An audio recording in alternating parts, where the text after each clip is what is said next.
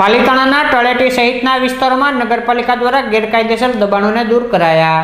પાલિતાણા તળેટી સહિતના વિસ્તારોમાં ગેરકાયદેસર કાચા પાકા બાંધકામો કરી દબાણો કરવામાં આવ્યા હતા, જે દબાણોને દૂર કરવા માટે નગરપાલિકાના અધિકારીઓ પહોંચ્યા હતા અને ગેરકાયદેસર દુકાનોના કાચા પાકા બાંધકામો ઉપર બુલડોઝર ફેરવી દબાણોને દૂર કર્યા હતા।